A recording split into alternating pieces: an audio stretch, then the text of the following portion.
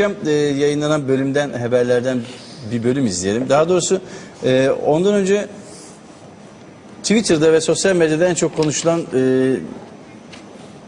Müge Anlı'nın hikayesi vardı. Çünkü Müge Anlı dün programında herkesin tepkisini çeken açıklamalarda bulundu.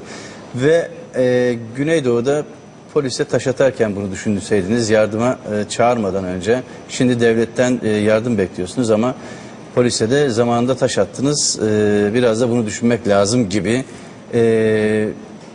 amacını aşan laflar söyledi. Çok doğal, çünkü o kadar çok o programı yaparsanız vicdanınızın yok olmasıyla ilgili bir sorun yaşarsınız büyük ihtimalle. Onun için de bir şey geliştirildi dün yapılan açıklamayla, şimdi haberimizde de izleyeceğiz. Eğitim çağında olanlar için insanlık dersi, Müge Anlı gibi imtihanını tamamlamış olanlar için de vicdan aşısı var. Vicdan aşısı yaptırırsa o da, değil mi? Evet, evet. Tekrardan şey olabilir. 3 ayda dönüyor. Bu olayla ilgili bir önce Müge Anlı'nın ne dediğini izleyelim. Ondan sonra haberlerin yaklaşımına bakacağız. Canımız istediği zaman boyuna taş atıyoruz, kuş avlar gibi dağlarda vuruyoruz. Sonra bir şey olduğu zaman hadi Mehmetçik gelsin, hadi polis gelsin diyoruz. Biraz da dengeleri kuralım. Böyle zor günlerde ah canım cicim, sonra kuş avlar gibi avlamayalım bunları. O kadar öyle biraz da insanlar hadlerini bilsinler demek istiyorum. Evet. Müge Anlı bunu söyledi ve aslında bu zihniyet hani Güneydoğu'daki bütün vatandaşları terör örgütü üyesi olarak gören zihniyetin bir uzantısı olarak bakıyorum. Bu da ne biliyor musunuz?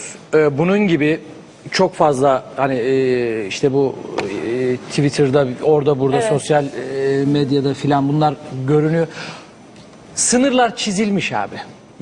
Yani birileri tarafından da bu ülkeye güya sahip çıktığını söyleyen, öyle o tırnak içerisindeki o milliyetçi tavır içerisinde bulunan insanların bu yorumlarından da öyle bir sonuç çıkıyor. Onlar zaten ülkeyi doğudakiler ve batıdakiler diye ikiye bölmüşler zaten kendi kafalarında. Evet. Onlar buradan değiller yani, onlar diğerleri. Ne yapacağız şimdi? Ya da hayır biz birlikte olalım mı bunu söyleyen insanlar bir daha nasıl söyleyecekler? Barıştan nasıl bahsedecekler? Ya Mahir yok da sen sosyal medyayı takip ediyorsun Mehmet Ali. Evet. Ve hani orada da mesela Müge'nin dün kendi yayında yaptığı tarzda abuk sabuk yorumlar çok fazla oluyor. Çok biz dünya biliyorsun kendi arkadaşlarımızın arasında bir şeyler yapalım ve yardım toplayalım dedik. Bunu nasıl duyurabiliriz? Sosyal medyadan. Twitter'a yazdık hepimiz, işte Facebook'a, ve çok gerçekten inanılmaz yardımlar geldi.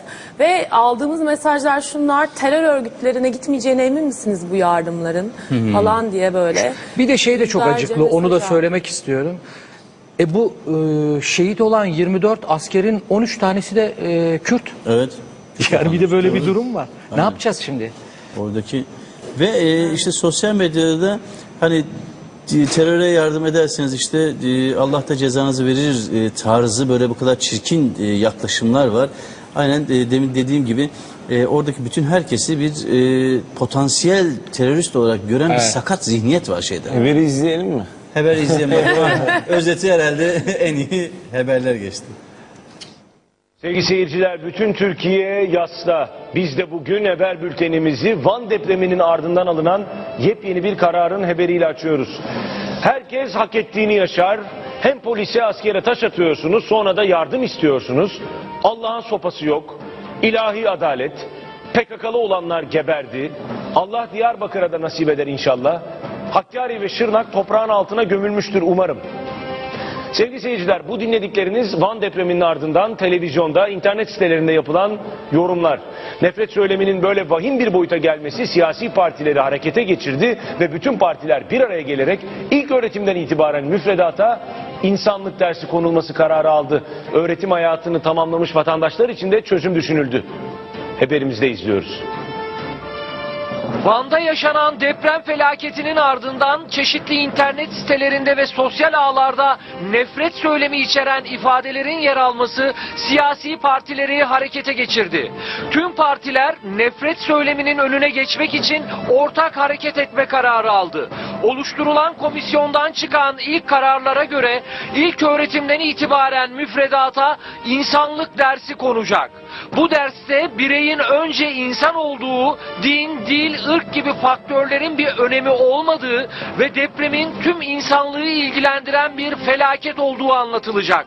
Okul hayatını tamamlamış vatandaşlar için de vicdan aşısı çözümü üstünde duruluyor. Sağlık Bakanlığı bünyesinde geliştirilecek aşı vicdan kaybını önlemek ve gidermek için kullanılacak.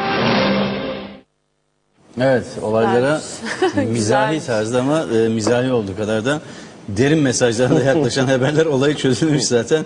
O zaman Müge Anlı'ya dediğin gibi vicdan aşısı önermekten başka yapacak bir şeyimiz yok. Bu metinleri kim yazıyor Mehmet Ali? Bizim bir yazar ekibimiz var. Bu yazar ekibinin başında Levent Kazak var. Evet, Levent de gelecekti bugün ama. Levent de gelecekti. O yazar ekibinin başında olduğu ve yazı yazdı ve sabah 8'de yattığı için gelemedi. O şu anda muhtemelen uyuyor. Evet. Buradan da herkesten, önce sizden özür diledi. Sonra Evet. seyircilerden, ekipten Çünkü de yoğun özür bir tempo. diledi. Siz de her gün yapıyorsunuz. Biz bugün çekim yapacağız. Dün yaptık. Bugün de yapacağız. Haftanın genelde 2 günü yapıyoruz. Pazartesi ve salı günleri, ama acil bir durum olduğu zaman gidip hafta içi yaptığımızda, diğer günler yaptığımızda oluyor. Bizim ekibimizin başında Levent Kazak var. Melikşah Altuntaş var. Bütün yazıları derliyor. Aynı zamanda kendisi de yazar. Ümit Alan, Sercan Sarıkaya, Ferhat Ergün, Hakan Köksal, biz aynı zamanda yazıyoruz da. Yani bir ufak çaplı bir haber merkezi gibi çalışıyorsunuz anladığım Aynen kadarıyla. öyle. Yani Aynen öyle. Sabah herhalde oturuluyor gazeteler mesela Tabii. işte Müge Anlı'nın yaptığı işi ele alalım, nasıl ele alalım falan diye. Aynen öyle. Tıpkı bir haber merkezi gibi Aynen. olayı masaya yatırıp tartışıyorsunuz. Sonra da bunun metni yazılıyor. Bizim tek farkımız haber merkezi oluşuyor. Evet, yani haberler bir havuzda toplanıyorlar. Önce onların için haber seçiyoruz. Sonra gündemde neyi görüp neyi görmediğimize bakıyoruz. Bir de genelde bizim soğuk haber diye adlandırdığımız bir bölümümüz oluyor. Yani her zaman yapılabilecek bir absürt haber kısmımız oluyor. Yani gündemle bağlantısı olmayan, her an yapılabilecek şeyler oluyor. Aynı onun gibi konuklar da oluyor. Bu ikisini tasnif edip ikisini doğru oranlarda bölüp programa yerleştirmeye çalışıyoruz. Evet, isteyen kış aylarında da amele yanığı olabilecek gibi. Haberler. Birazdan şimdi Elif telefonda, Elif Dağdevre. Merhaba Elif. Merhaba Cengiz, nasılsın? İyiyim, kulaklarını çınlatıyorduk senin. Seyrediyorum zaten başından Evet. beri. Aha. Teşekkür ederim ayrıca güzel laflarınız için Mahir'cim, ayrıca Cengiz'cim. Nasıl gidiyor haberler? Gayet güzel, elinize sağlık. Çok teşekkürler. Ya biz çok mutluyuz. Hem beraber çalışıyor olmaktan dolayı hem de böyle bir ürün çıkartıyor olmaktan dolayı tahmin ediyorum hepimizin hayatında yaptığı en mutlu olduğumuz, en gurur duyduğumuz, en bağlı olduğumuz işlerden biri. Öyle değil mi çocuklar? Ne? Aferin. Ben onların annesiyim bir yandan da. Tam belli olmuş, tam eli sopalı yapımcı galiba. Değilim söyleyin onlara. Peki, ben de yıllardır tanıyorum Elif'i, öyle olmadığını gayet iyi biliyorum Elif'ciğim. Peki sen toplantılara giriyor musun Elif, öyle her toplantıya, haber toplantısında yer alıyor musun? Bugün ne Evet. konuşacağız, ne yapalım, ne edelim diye. Tabii biz bir ortak akılla çalışıyoruz orada. Yani görünenin dışında Mehmet Ali'nin söylediği gibi çok kalabalık bir ekip. Mesela deminki haber Sercan dün toplantı sırasında konuşurken yazdı onu. Ama hani biraz hassas bir haber olduğu için oturup hep beraber tartıştık, nereye gider, ne yapar. Böyle karar verince güzel oluyor. Sonra onları Melikşah veya yazarlar baştan bir daha yazıyorlar ve çekime öyle hazırlanıyor. Yani gözüktüğü kadar hadi kakara kikiri girelim değil, bayağı hani ciddi bir haber toplantısı yapıyoruz. Evet. Çok da eğleniyoruz o ayrı. Dün dışında gerçekten çok eğlenceli günler geçiriyoruz beraber. Evet, böyle kötü haberler olduğu zaman demin Mehmet Ali de onu anlatıyordu zaten. Mizahını yapmak da zor, haberini yapmak da zor. Ekran